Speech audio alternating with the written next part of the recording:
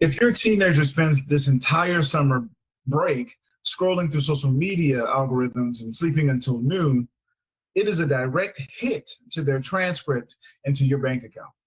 Most families don't have a true summer plan. They have passive hope. Prestige is the most expensive parental insecurity in America. Summer planning doesn't just solve summer slide, it reveals the student's real world readiness before the high stakes college admissions window hits. Welcome to EduSteps, powered by Ladder Your Success. If you're a parent or educator who wants tactical systems instead of seasonal stress, and that opening reality hits close to home, type summer reset in the comments right now to trigger the algorithm. Let's get into that work. Before we get started, let me introduce the founder of Ladder Your Success, Festus Amoye. Festus, how are you doing today? Man, I'm doing excellent. Looking forward to today's discussion. I think it's a pertinent and necessary discussion. Yeah, most definitely. Most definitely. So for those of you who are first listening to EduSteps, we break things down using our Be, Know, Do framework. Be, which is your being. What are your values, principles, characteristics? Know, knowing. Where are my resources and how do I get access to them? And doing. How do I take who I am and what I know and execute a plan? And we like to say execute with excellence. So with that being said, let's jump into the being. National youth statistics reveal that, get this, 84% of high school students report high levels of boredom and purposelessness during the summer months, leading to a major slide in personal discipline. This brings us to a point that I want to call system over stress. As you're creating the plan for students during the summer, your being is entirely essential. True development is rooted in relationship. You can't program a student who is completely isolated. But we push kids into 3 months of empty vacation time without really trying to anchor down who they're supposed to be. So my question for you, Festus, is how do we shift the student's being during the summer months away from passive screen consumption and get them to anchor their core character traits before the school year ramp up begins? Man, this is such a great question and discussion because I'm reflecting on what's practical and then the data, right? So what's practical is, hey, you have to work during the summer. Hey, nobody's there to watch you during the summer, that type of thing. You know what I'm saying? Depending on your socioeconomic level, right? And then you go up the socioeconomic level a little bit and it's, hey, we can afford to pay for some programs and different types of things like that. Then you get to another socioeconomic level where it's like, hey, we're gonna be super targeted on what you need during the summer. And so I think, like you said earlier, everything boils down to relationship, right?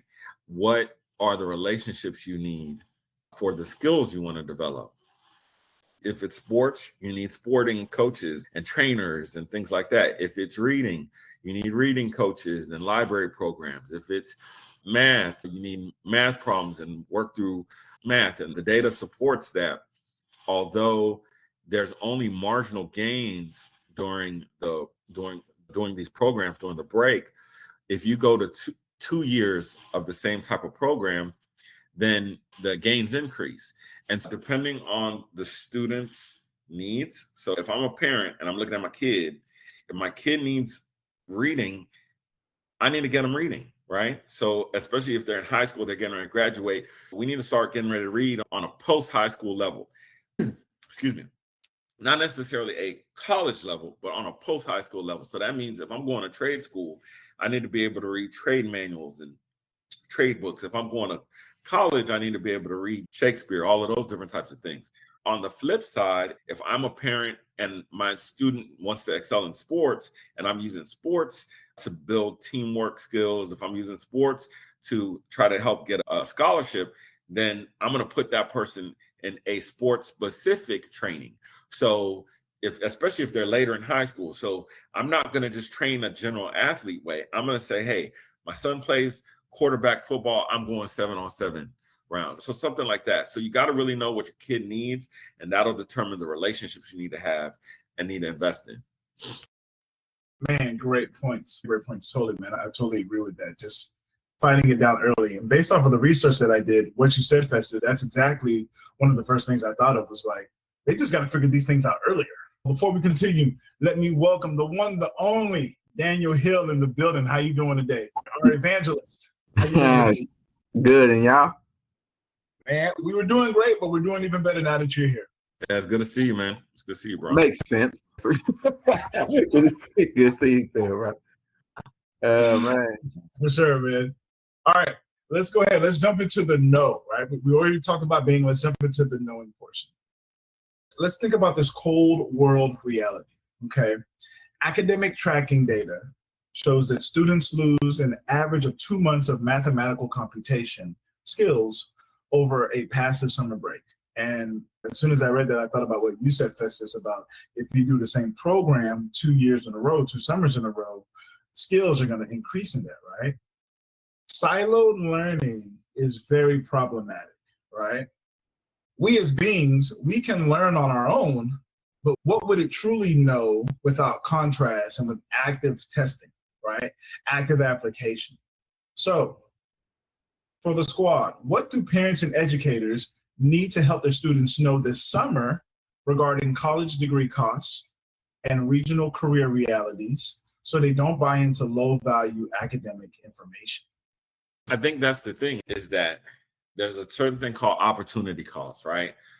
So the trouble with school, this is my view, the trouble with school is you have one teacher, you got 20 plus students, 25 students. It's near impossible for that one teacher to spend good one-on-one time with your child. So if there's anything academically going on, you need to work on that, right?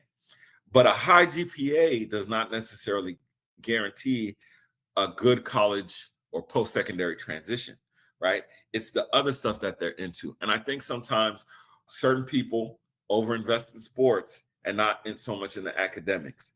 And you need to balance that out, right? So there's no point in having my kid be an NBA star if they can't sign the contract.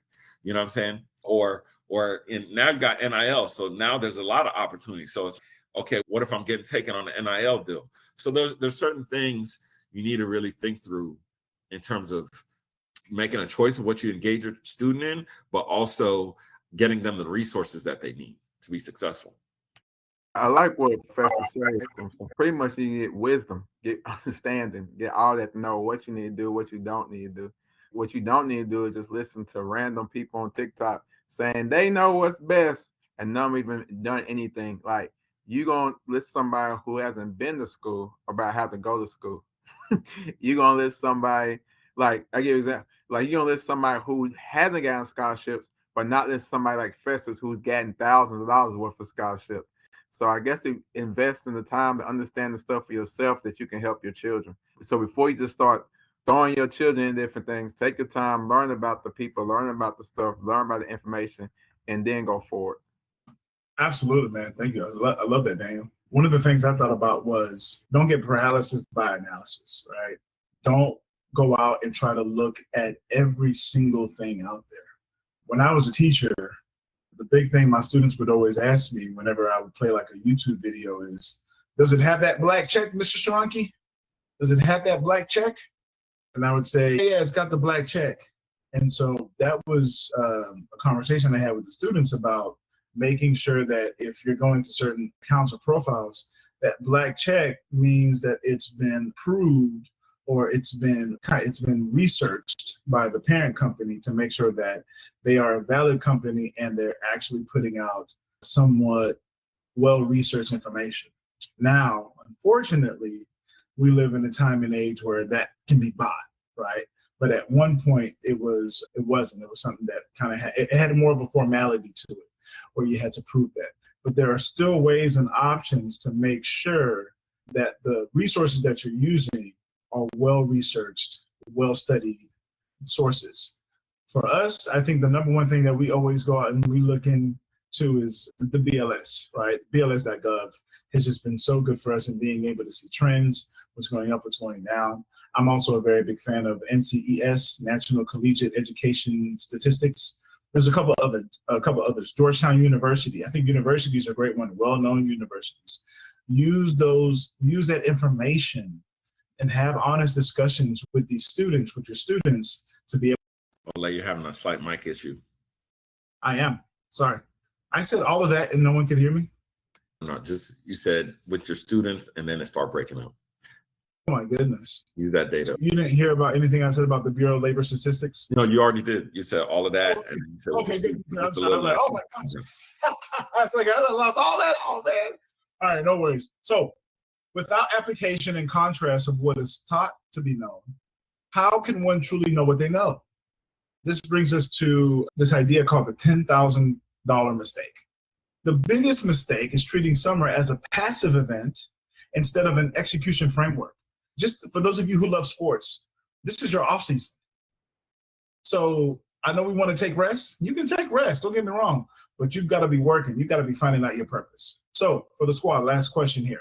What is the immediate tactical action our strategic parents and educators must force their students to do this week to execute a productive summer plan? Oh man, the biggest thing is look for what's available. I would say right now, and we're semi doing this, again, it depends on the age of your student, your child. You need to look for what's available and start getting them plugged in. Sometimes we start off with they just need a little bit of a break. And then 1 week turns to 2 weeks, turns to 3 weeks, turns to 4 weeks, and next you know, the whole summer's gone, right? And so a lot of these programs, especially if you're dealing with inner city youth, those programs are pretty much filling up during the summer. What if I can't get them into a program? Are they at the age that they can volunteer, right? So if they can volunteer, then start having them volunteer. And there's tons of different places you can volunteer at. Senior living homes, the zoo, other daycares, animal shelters.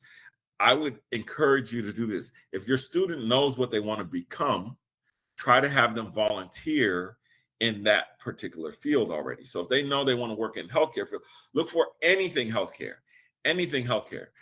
Why? Because it's better they get a lot of experience in different places rather than just say, oh, if I can't volunteer at this doctor's office, then that's it.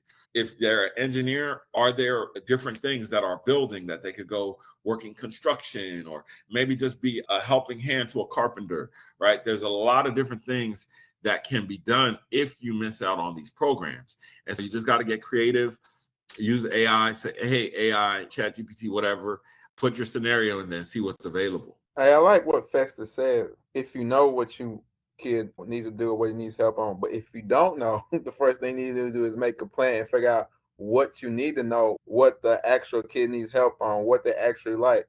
When you do that, then you can be like what Festus said, go find what programs are available for that type of thing. And if he's at a certain age or she has a certain age, sorry, have to be, a gender neutral? I gotta say he and she. So you gotta know what your child actually needs, what they want to do. And if they're at a certain age, then you can take them to go find different jobs, because there's a lot of jobs out there. People say there's not any jobs or no jobs available, but there's people always needing help or volunteering. And a lot of volunteering stuff is still actually paid. So true, man. And it's out there. If you're in a major city, I think you have a pretty good advantage. But even smaller cities, they usually have some really good programs, and they usually do a pretty good job of pushing those programs out. One of my personal, and this isn't necessarily on a purpose level thing, but it is to the earlier point Festus mentioned about reading, and also about just depending where your students are, right? One of my favorite things to do when I was younger was the city of Houston had a summer reading program. And my dad would come, he would bring these little sheets of paper that were foldable, and there were 10 lines, and you had to write down the 10 books that you read. And for every 10 books that you read, there was a prize, so there was a little gift. So sometimes you'd get like a free admission into the Houston Zoo, I think maybe a Chuck E. Cheese. There was a place called Grand Prix here with the little race cars, little go-karts you could do. So I thought that was really great. And if I'm not mistaken, they're bringing it back. I think they're bringing it back for adults too, which I thought was funny because we were so busy running. So I just thought that was funny. So remember, folks, you can't learn to ride the bicycle of life without falling occasionally. Training wheels merely delay the inevitable. Don't wait for the chaos of the fall semester to try and build a system for success. If you're a parent or educator who demands systems over stress, subscribe right now. Every single week, we break down what traditional systems refuse to tell you. Quick shout out to Esther, our parent navigator here with Laddering Your Success. She's been out there in the interwebs looking for different questions, comments, issues, problems that parents are having regarding picking a major, paying for college, being able to connect with their students. And she's been giving us these questions. And so we're just taking some time after our podcast to answer some of these questions and deal with them, right? Live on the scene. So here's one question we got. My daughter has accepted admission to one of the universities in town. We are in state, but still don't know how we will pay the fee. I'm having anxiety as I keep thinking about this. Can someone please guide, how are you all planning to pay for 4 years? So, something we've always dealt with. We started with this, thinking about a lot of loans that parents and students have to pay. So, for the squad, just got accepted to local school, they're in state, but they don't know how they're going to pay that fee. Having anxiety about this, which is huge. How are they going to pay for these next 4 years? So I think the first thing is to make a visit to the school's financial aid office is the first thing, and see what resources they have there. Because once you start with the federal student aid, financial aid, that will give you some idea of what will be covered. And then you need to start looking at the rest. And so also as a parent, part of your child going to school is them taking responsibility. Okay, so it's not incumbent upon you to pay for the whole entire thing, meaning out of pocket. There are scholarships, there are grants, there are those different other avenues, which we have a phenomenal resource for. You right now, you can go to www.lyslessonplanning.com and you could see the scholarship resources there on the left. Just scroll down to the left and click resources. It's totally free. And that's a great way of getting started. However, if you need more in-depth or more detailed resources, then I would highly recommend you get our scholarship guidebook. And that will give you a whole play-by-play on what to do and how to get scholarships and different types of things like that. I think Fess has summed it up, man. That's pretty much find out what's it gonna cost. Get the book. I don't know if y'all talked about the app yet. Have y'all talked about the app yet? Yes. Get the app. Find out what career you want to do. Fill out all the scholarships, like you told my niece and how you told, I think, Miss Jones. Oh, my bad, Miss Williams now. Miss Williams, treat this stuff like it's a job and fill out applications every day for scholarships, because all it takes is for a couple people to say yes. Just like I did when I filled out for get my loans paid off. It was called HH Loans. And I think this is for teachers here right now, if you listen, teachers, also as well. It was something called HH Loans on the Texas website, where they will actually give you money up to $5,000. Now it's down to $2,500, I guess, inflation. But to pay back your loan up to $20,000 to $40,000, I can't remember. They just keep giving it to you until your loan is paid off. But they told me no 3 times.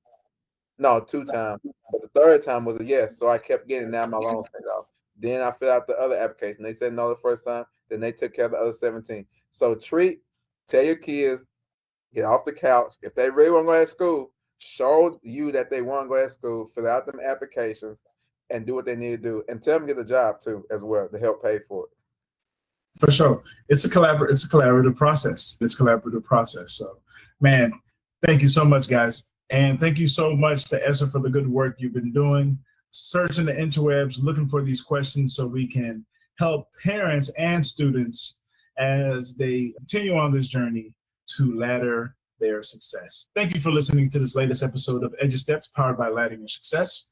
For Daniel Hill, I'm Ole Shawanki. Festus, hit us with the phrase that pays, my good man.